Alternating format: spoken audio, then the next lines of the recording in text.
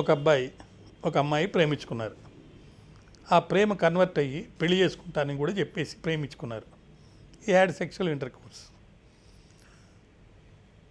నమ్మిచ్చి ద్రోహం చేశాడు కాబట్టి రేప్ డెఫినిషన్లో రాకుండా సెక్షన్ 69 కింద మ్యారిటల్ రిలేషన్షిప్ ఫ్యూచర్లో వస్తుందని చెప్పి నమ్మిచ్చి చేశాడు కాబట్టి సెక్షన్ 69లో 10 years పనిష్మెంట్ పెట్టాడు.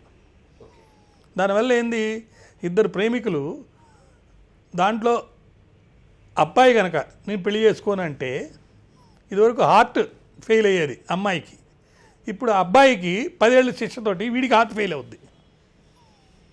సో అలాంటి పరిస్థితి తీసుకొచ్చారు కాబట్టి హార్ట్ బ్రేకప్ సెక్షన్ ఇది సెక్షన్ 69 అనేది పెట్టారన్నమాట.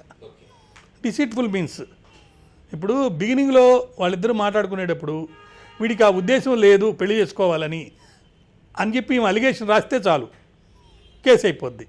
కానీ నిజంగా వాడికి ఉండొచ్చు, ఉందా లేదా అనేది ఎలా ప్రూవ్ అవుద్ది, కాలక్రమేణా ప్రూవ్ కావాలి. ఈ కేసు పెండింగ్ అయ్యి ఎప్పుడుకో అవుద్ది.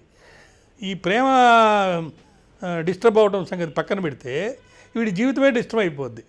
ఇక ఎవడైనా ప్రేమించాలి అంటే సెక్షన్ 69లోకి వస్తుందేమో అని భయపడిపోయి 10 ఏళ్ళు జైల్లో ఉంటారని, ప్రేమించే దాంట్లో కూడా నేను చాలా సిన్సియర్ అని చెప్పి 10 సార్లు చెప్తూ ఉంటాడు రోజు, నేను పెళ్లి చేసుకుంటాను. అంటే నీకు నిజంగా నమ్మకంతో అంటే నీ మనసులో నుంచి హార్ట్లో నుంచి పెళ్లి చేసుకోవాలనే ఉద్దేశం నీకు ఉంది అని చెప్పి నువ్వు ప్రూవ్ చేసుకోవాలి ప్రేమించే కాలంలో, లేకపోతే వ్యవహారం చేసే కాలంలో. మరి అది ఎలా ప్రూవ్ చేస్తాడు? అందుకని రోజు చెప్తుంటాడు ఐ లవ్ యూ అని చెప్తూ ఉంటాడు. చెప్పి డిసీట్ఫుల్ మీన్స్ కాదు నేను వదిలేసుకోవటం, నా ఇంట్లో పరిస్థితులు బాగాలేక నేను వదులుకుంటున్నాను, నేను పెళ్లి చేసుకోవాలనే ఉన్నానని ఒక డిఫెన్స్ తీసుకోవాలి. అదొక కేసు వ్యవహారం నడవాలి. అందువల్ల హార్ట్ బ్రేకింగ్ సెక్షన్ ఏంటంటే సెక్షన్ 69 అని చెప్పి దాని గురించి ఒక పెద్ద క్రిటిసిజము చర్చ జరుగుతుంది.